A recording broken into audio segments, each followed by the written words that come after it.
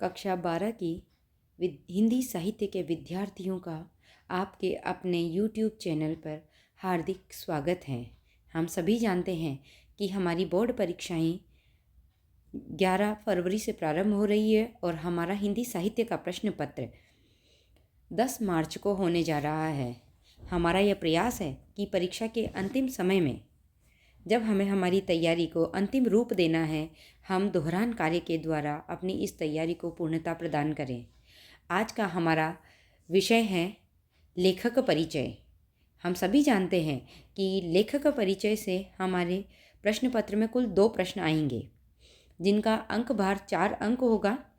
एक प्रश्न आएगा गद्य लेखक के साहित्यिक परिचय से और एक प्रश्न आएगा पद्य लेखक के साहित्यिक परिचय से। दोनों ही 2-2 अंक के होंगे। हम प्रयास करेंगे कि सभी गद्य और पद्य के जो लेखक हैं उनका हम साहित्यिक परिचय प्राप्त कर सकें। आज के प्रकरण में हम 3 कवियों का साहित्यिक परिचय प्राप्त करेंगे। आप सभी मेरे साथ दोहराते जाइएगा ताकि हमें समय पर याद हो सके और हमारा प्रश्न पत्र अच्छे से जा सके। हमारे पहले लेखक हैं रघुवीर सहाय। रघुवीर सहाय 1929 जन्म है और इनका निधन 1990 है। ये समकालीन हिंदी कविता के एक अत्यंत ही महत्वपूर्ण और प्रभावशाली कवि हैं। वे दूसरे सप्तक के प्रमुख कवियों में से एक थे। हम सभी जानते हैं कि सच्चिदानंद हीरानंद वात्स्यायन अज्ञेय ने 1943 ईस्वी में तार सप्तक का प्रकाशन किया था। उन्होंने कुल 4 तार सप्तक निकाले थे। पहला सप्तक, जिसे सप्तक कहा गया था, तार सप्तक कहा गया था, वह था 1943 में और दूसरा सप्तक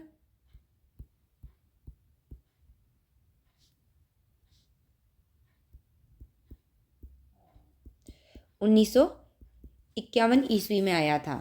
तीसरा सप्तक 1959 में और चौथा सप्तक 1979 ईस्वी में आया था। तो रघुवीर सहाय जो हैं ये दूसरे सप्तक के महत्वपूर्ण कवि हैं।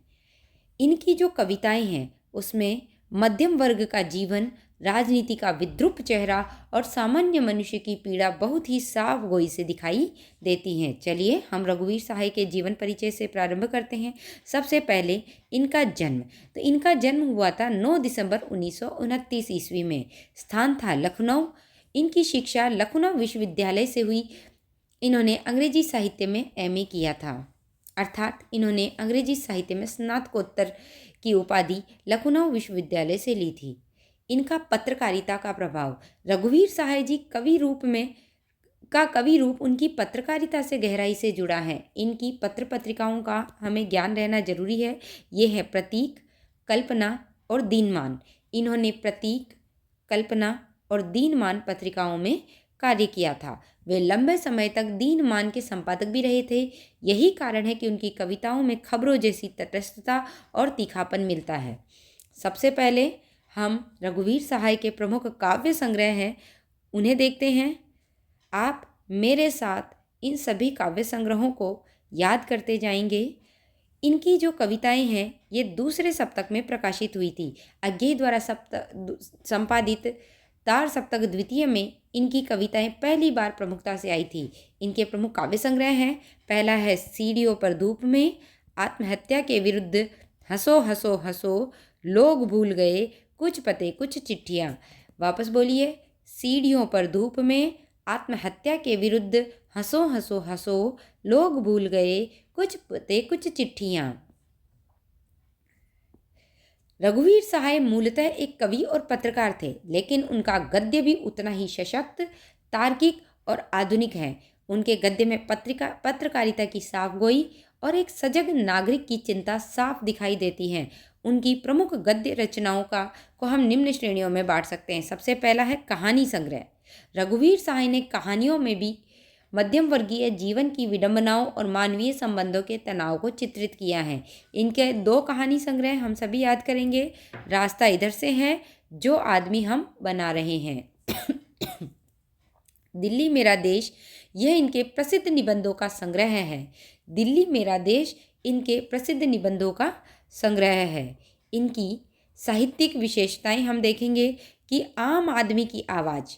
इनकी कविताएं समाज के शोषित और उपेक्षित वर्ग की बात करती हैं। राजनीतिक चेतना, नई भाषा शैली का इन्होंने प्रयोग किया था।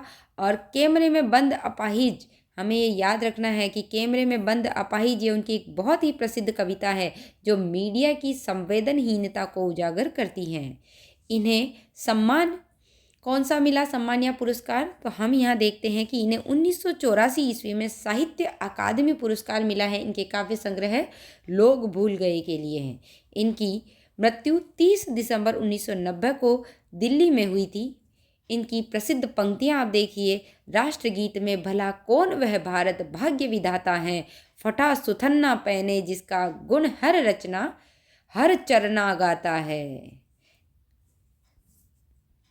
एक बार आप मेरे साथ फिर से इनके काव्य संग्रह पढ़ेंगे, दोहराएंगे। सीढ़ियों पर धूप में, आत्महत्या के विरुद्ध, हंसो हंसो हंसो, लोग भूल गए कुछ पते कुछ चिट्ठियाँ। इनके दोनों ही कहानी संग्रह कौन कौन से हैं? पहला है रास्ता इधर से है और जो आदमी हम बना रहे हैं। और इनके निबंधों का प्रसिद्ध संग्रह है दिल्ली मेरा देश। और इनको साहित्य अकादमी मिला था लोग भूल गए के लिए 1984 ईस्वी में। इसी के साथ हमारा रघुवीर सहाय कवि का साहित्यिक परिचय समाप्त होता है। अब हम हमारे दूसरे कवि केदारनाथ सिंह जी की तरफ आते हैं। केदारनाथ सिंह जी जिन 1934 से 2018 ये आधुनिक हिंदी कविता के शिखर कवियों में से एक हैं। ये तीसरा सप्तक के प्रमुख कवि हैं और उन्हें अपनी काव्य साधना के लिए हिंदी साहित्य के सर्वोच्च सम्मान ज्ञानपीठ पुरस्कार से भी सम्मानित किया गया है। हमें याद रखना है कि अभी हम पढ़कर आए हैं कि जो रघुवीर सहाय हैं ये दूसरे सप्तक के कवि रहे हैं। दूसरे सप्तक का प्रकाशन 1951 ईस्वी में हुआ था, जबकि केदारनाथ सिंह जी है ये तीसरे सप्तक के कवि हैं और तीसरे सप्तक का प्रकाशन 1959 ईस्वी में हुआ था। और चारों ही सप्तकों के जो संपादक रहे हैं वे अज्ञेय जी स्वयं रहे हैं। चलिए हम केदारनाथ सिंह जी का साहित्यिक परिचय पढ़ते हैं। इनका जीवन परिचय सबसे पहले हम देखते हैं। इनका जन्म 7 जुलाई 1934 को चकिया ग्राम था।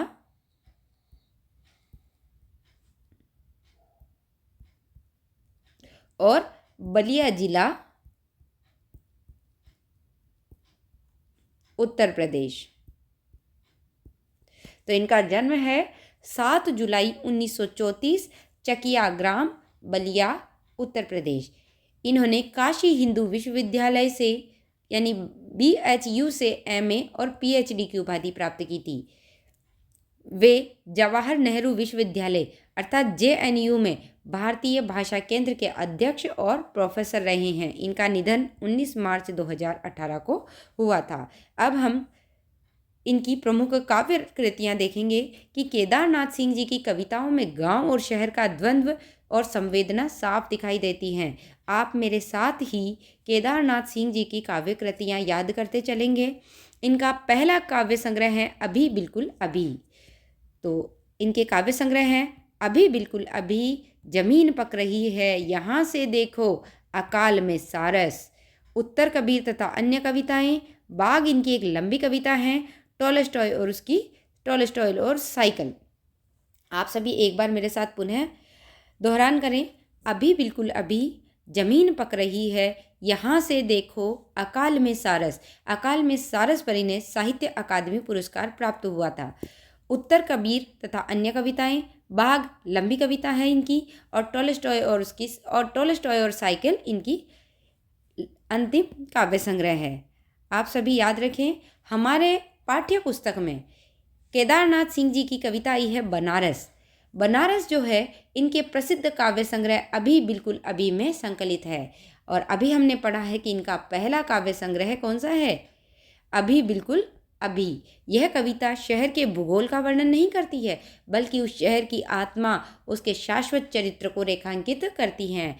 हम सभी यदि बनारस कविता से हम सभी यदि बनारस कविता से व्याख्या आ जाती हैं या अति लघुत्रात्मक या वस्तुनिष्ठ प्रश्न आता है तो वहाँ ये प्रश्न आ सकता है कि बनारस कविता केदारनाथ सिंह के कौन से काव्य संकलन से संग्रहित है। तो हमें याद रखना है कि ये जो बनारस कविता है ये केदारनाथ सिंह जी के बिल्कुल अभी काव्य संग्रह से संकलित है। चलिए आगे बढ़ते हैं। केदारनाथ सिंह मूलतः अपनी कविताओं के लिए प्रसिद्ध रहे हैं, लेकिन इन्होंने गद्य के क्षेत्र में भी बहुत ही महत्वपूर्ण और उच्च कोटि का कार्य किया है। उनके गद्य में भी वही तरलता और गहराई देखने को मिलती है जो उनकी कविताओं में है। चलिए हम इनके गद्य रचनाएं देखते हैं। सबसे पहले आलोचना और निबंध।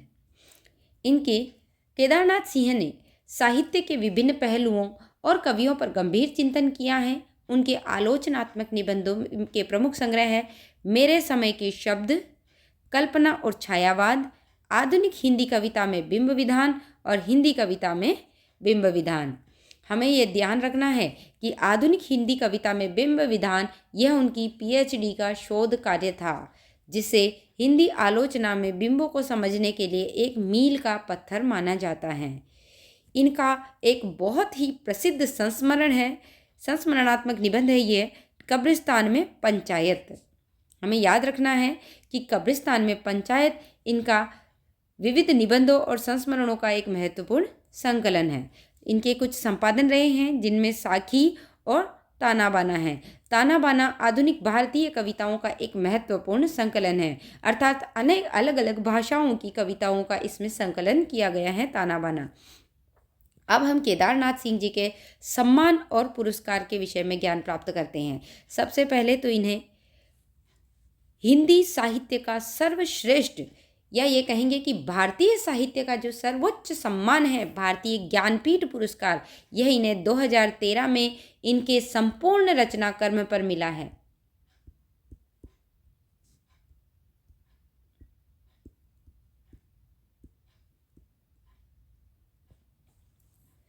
इन्हें अकाल में सारस के लिए 1989 ईस्वी में साहित्य अकादमी पुरस्कार भी मिला है। इन्हें व्यास सम्मान व्यास सम्मान दिया गया है और इन्हें मैथिली शरण गुप्त सम्मान भी दिया गया है।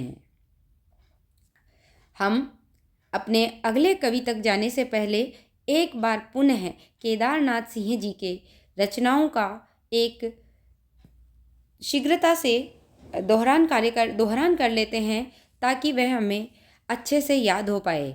सबसे पहले तो केदारनाथ सिंह जी का जन्म 1934 ईस्वी में हुआ था। यह हुआ था चकिया ग्राम, बलिया जिला, उत्तर प्रदेश में। इनकी शिक्षा इन्होंने काशी हिंदू विश्वविद्यालय से एमए और पीएचडी की थी। इन्होंने जेएनयू यानी जवाहरलाल नेहरू विश्वविद्यालय में भारतीय भाषा केंद्र के यह अध्यक्ष और प्रोफेसर रहे हैं। इनका निधन 19 मार्च 2018 को हुआ है। इनके प्रमुख काव्य संग्रह, हमें याद रखना है कि इनके प्रमुख काव्य संग्रह है अभी बिल्कुल अभी, जमीन पक रही है, यहाँ से देखो, अकाल में सारस, उत्तर कबीर और अन्य कविताएं, बाघ, लंबी कविता, टोलस्टॉय और साइकिल। हमें याद रखना है कि अकाल में सारस पर इन्हें साहित्य अकादमी पुरस्कार मिला है, जबकि इनको अपने संपूर्ण रचना कर्म पर 2013 में भारतीय ज्ञानपीठ पुरस्कार से सम्मानित किया गया है। हमारे अंतरा भाग 2 में बनारस इनकी कविता संग्रहित है, जो कि इनके बिल्कुल अभी काव्य संग्रह से संकलित है। इनके कुछ गद्य रचनाएं भी हम याद करेंगे। मेरे समय के शब्द, कल्पना में छायावाद, आधुनिक हिंदी कविता में बिंब विधान और हिंदी कविता में बिंब विधान। इनका संस्मरणात्मक निबंध है कब्रिस्तान में पंचायत, जबकि इन्होंने साखी और ताना बाना का संपादन किया है। इसी के साथ हमारा केदारनाथ सिंह जी का साहित्यिक परिचय समाप्त होता है। अब हम हमारे अगले कवि की ओर बढ़ते हैं, जिनका नाम है सच्चिदानंद हीरानंद वात्स्यायन अज्ञेय। सच्चिदानंद हीरानंद वात्स्यायन अज्ञेय 1911 से 1987 आधुनिक हिंदी साहित्य में एक युग प्रवर्तक कवि हैं। ये एक महान उपन्यासकार, एक पत्रकार, विचारक हैं। इन्हें हिंदी कविता में प्रयोगवाद और नई कविता का जनक माना जाता है। 1943 ईस्वी में अज्ञेय द्वारा तार सप्तक के प्रकाशन के साथ ही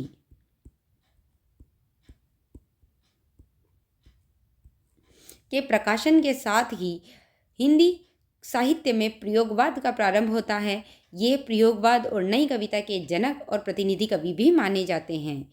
इनके जीवन को हम इस प्रकार समझते हैं। इनका मूल नाम सच्चिदानंद हीरानंद वात्स्यायन था। अज्ञेय नाम इन्हें जैनेन्द्र के द्वारा दिया गया था। इनका जीवन परिचय है। इनका जन्म 7 मार्च 1911 कुशीनगर उत्तर प्रदेश में हुआ था। ये एक महान क्रांतिकारी सेनानी भी थे। जेल भी गए और उन्होंने सेना में भी अपनी सेवाएं दी थी। इन्होंने प्रतीक, दीनमान और नव भारत टाइम्स जैसी प्रतिष्ठित पत्रिकाओं का संपादन भी किया है। इनका निधन 4 अप्रैल 1987 ईस्वी में हुआ था। इन्हें कठिन गद्य का प्रेत भी कहा जाता है। इनकी भाषा शैली अत्यधिक कठिन होने के कारण तथा अत्यधिक साहित्यिक शब्दों का प्रयोग करने के कारण इन्हें कठिन गद्य का प्रेत कहा गया है। अज्ञेय सच्चिदानंद हीरानंद वात्स्यायन अज्ञेय की काव्य यात्रा अत्यंत विस्तृत रही है। ये एक अच्छे कवि रहे हैं। ये उपन्यासकार रहे हैं।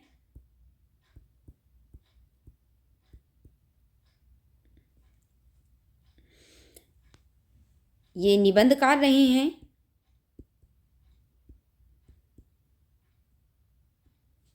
एक महान कहानीकार रहे हैं।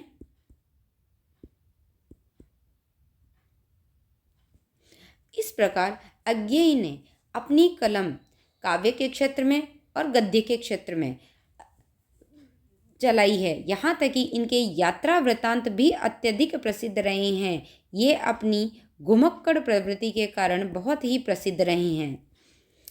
सर्वप्रथम हम इनके काव्य संग्रहों का अध्ययन करेंगे। आप मेरे साथ इनके सभी काव्य संग्रहों को याद करते चलेंगे। इनका पहला काव्य संग्रह रहा है भग्नदूत। भग्नदूत इनका पहला काव्य संग्रह रहा है। इसके बाद है इत्यलम, हरी घास वृक्षण भर, बावरा अहेरी, इंद्रधनुष रोंदे हुए, अरि ओ करुणा प्रभा में, आंगन के पार द्वार, पूर्वा, कितनी नावों में कितनी बार, सागर मुद्रा, पहले मैं सन्नाटा बुनता हूँ, महावृक्ष की नीचे, नदी की बाग छाया। वापस देखेंगे हम। भग्नदूत, इत्यलम, हरी घास वृक्षण भर, बावरा आहिरी, इंद्रधनुष रोंदे हुए, अरि ओ करुणा प्रभा में, आंगन के पार द्वार, पूर्वा, कितनी नावों में कितनी बार, सागर मुद्रा, पहले मैं सन्नाटा बुनता हूँ, महावृक्ष के नीचे और नदी की बाग छाया। अब हम अज्ञेय के गद्य के विषय में जानकारी प्राप्त करते हैं कि अज्ञेय केवल कवि ही नहीं थे बल्कि एक महान गद्यकार भी थे। इनके 3 उपन्यास प्रसिद्ध रहे हैं, शेखर एक जीवनी, नदी के द्वीप और अपने अपने अजनबी। शेखर एक जीवनी को अज्ञेय जी ने 2 भागों में प्रकाशित कराया था। यात्रा वृत्तांत इनके 2 हैं, अरे यायावर रहेगा याद और एक बूंद सहसा उछली। जो भारतीय प्रदेशों की यात्राएं हैं वे अरे यायावर रहेगा याद में संकलित है, जबकि इनकी विदेशी पृष्ठभूमि की यात्राएं एक बूंद सहसा उछली में संग्रहित है। अज्ञेय एक बेहतरीन कवि होने के साथ साथ हिंदी के मनोवैज्ञानिक और आधुनिक कहानीकार भी थे। उनकी कहानियों में व्यक्ति के मन की उलझनों, अकेलेपन, विद्रोह और मानवीय रिश्तों का सूक्ष्म विश्लेषण मिलता है। इनके प्रमुख कहानी संग्रह है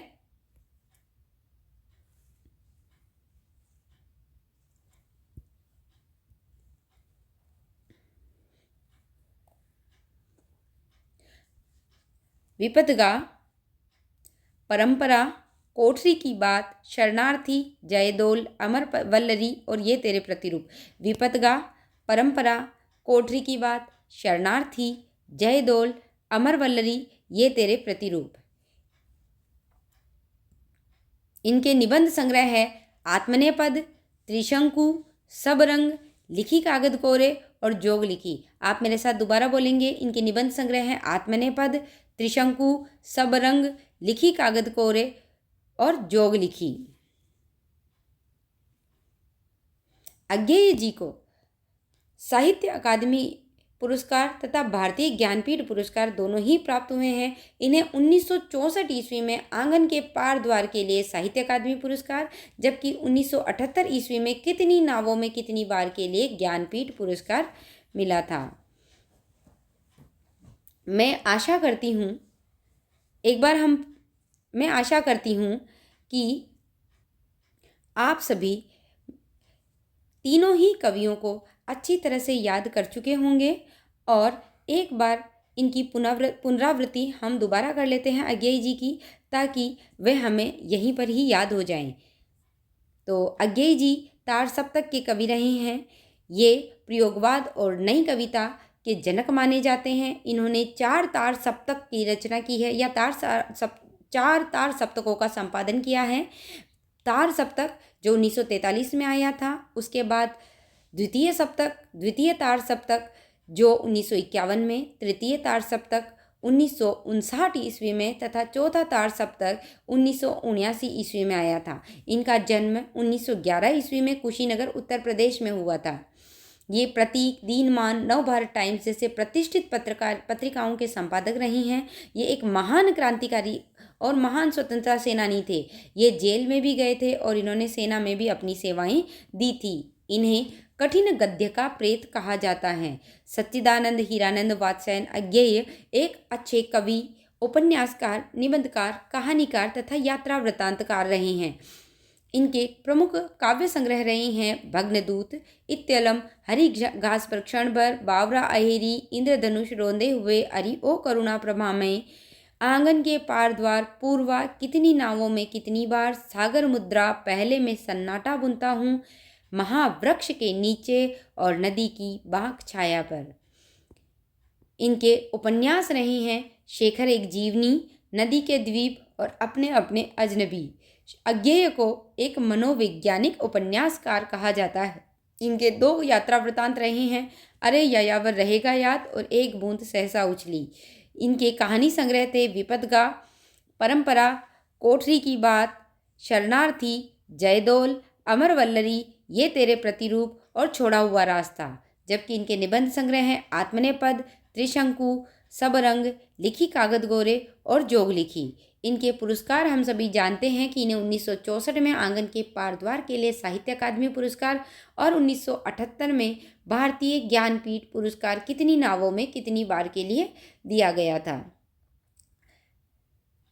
इसी के साथ आज का हमारा यह प्रकरण यही समाप्त होता है। हम कल फिर कुछ नए कवियों के साथ और गद्य लेखकों के साथ मिलेंगे।